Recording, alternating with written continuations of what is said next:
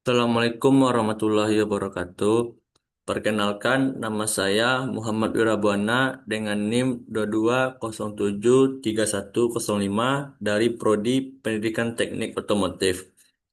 Baiklah, pada kesempatan kali ini saya akan mempresentasikan tugas besar Manajemen Sumber Daya Manusia dengan dosen pengampu Ibu Malana ST MSc PSD, di mana tugas besarnya yaitu menganalisis serta membandingkan dari dua buah artikel yang sesuai dengan materi relevan eh, manajemen sumber daya manusia. Materi relevannya itu saya mengambil itu training dan pengembangan karyawan. Baik, langsung saja kita masuk ke pembahasannya.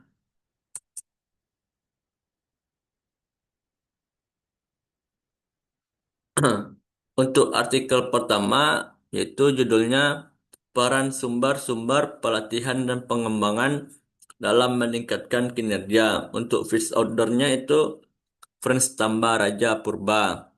Untuk tahun artikel tahun 2025. Selanjutnya untuk artikel kedua dengan judul Efektivitas Program Pelatihan dan Pengembangan Sumber Daya Manusia dalam meningkatkan kompetensi dan produktivitas karyawan. Untuk first ordernya itu Damas Alfianto dan untuk artikel tahun 2025. Untuk latar belakang pada artikel pertama membahas pentingnya pelatihan sumber daya manusia dalam menghadapi tantangan globalisasi dan digitalisasi agar kompetensi dan produktivitas karyawan meningkat.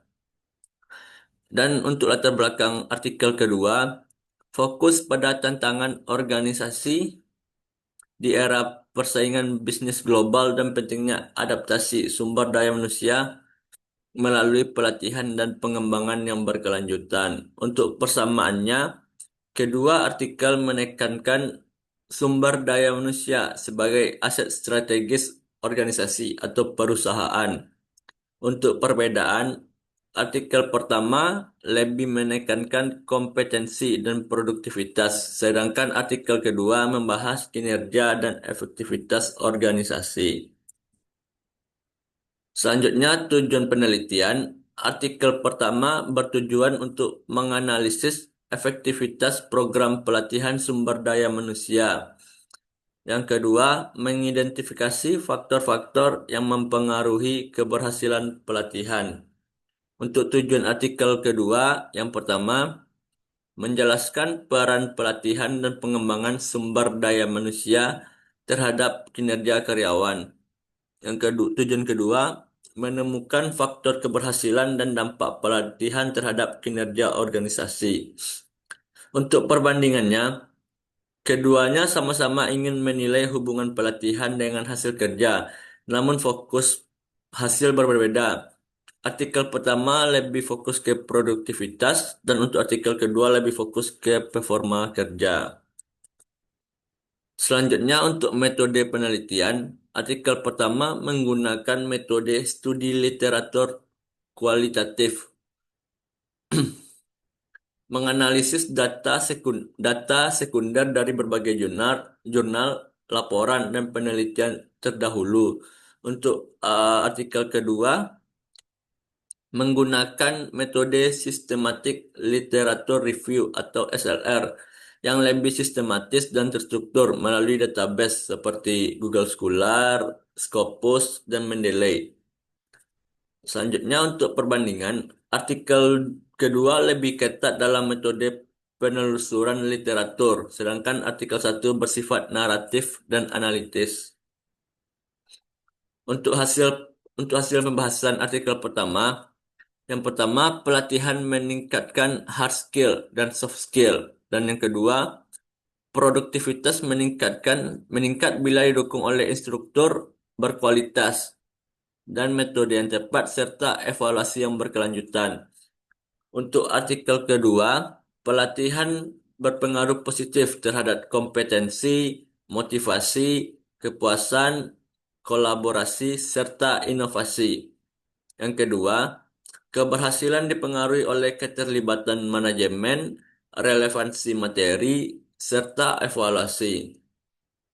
Untuk perbandingan hasil pembahasan dari dua artikel, keduanya sejalan bahwa pelatihan efektif meningkatkan kinerja, namun artikel kedua lebih luas mencakup aspek psikologis seperti motivasi dan kepuasan. Hasil dari kontribusi penelitian, artikel yang pertama memberi model konseptual meningkatkan produktivitas berbasis pelatihan sumber daya manusia. Artikel yang kedua memberi pemahaman strategis bahwa pelatihan berkelanjutan menciptakan tenaga kerja yang kompeten, adaptif, dan inovatif. Untuk perbandingannya, artikel pertama lebih aplikatif untuk praktik HRD di perusahaan. Yang kedua, lebih konseptual dan akademis atau lebih terstruktur. Selanjutnya untuk kekurangan dan kelebihan dari kedua artikel. Artikel pertama, kelebihannya yaitu menggunakan metode sistematik literatur review atau SLR dengan sumber literatur internasional yang beragam menunjukkan hubungan strategis antara pelatihan, motivasi, inovasi, serta efektivitas organisasi. Untuk kekurangannya, kurang menjelaskan kriteria seleksi literatur dan tidak menampilkan contoh praktik lapangan, cenderung lebih ke teoritis dan minim rekomendasi praktis. Untuk kekurangan dan kelebihan artikel yang kedua, untuk kelebihannya, yang pertama, menjelaskan hubungan pelatihan dengan peningkatan kompetensi dan produktivitas secara jelas dan aplikatif. Yang kedua, menguraikan faktor keberhasilan baik dari materi, instruktur, metode, evaluasi, dan dukungan manajemen secara terperinci dan jabar. Selanjutnya untuk kekurangannya, yang pertama hanya menggunakan kajian pustaka naratif tanpa metode SLR atau data empiris. Yang kedua, kurang menampilkan model analisis dan contoh penerapannya nyata di perusahaan nyata. Nah, untuk kesimpulannya, kedua artikel menunjukkan bahwa pelatihan dan pengembangan sumber daya manusia dapat meningkatkan kompetensi, produktivitas, dan kinerja karyawan, membentuk tenaga kerja yang adaptif, inovatif, dan berdaya saing tinggi. Untuk perbedaan artikel yang pertama lebih fokus pada aspek teknis dan produktivitas, sedangkan artikel kedua lebih menonjol aspek strategis dan motivasional. Dan dapat kita simpulkan, pelatihan sumber daya manusia yang efektif yang harus terintegrasi, berkelanjutan, dan selaras dengan strategis organisasi atau perusahaan agar mampu meningkatkan kinerja jangka panjang.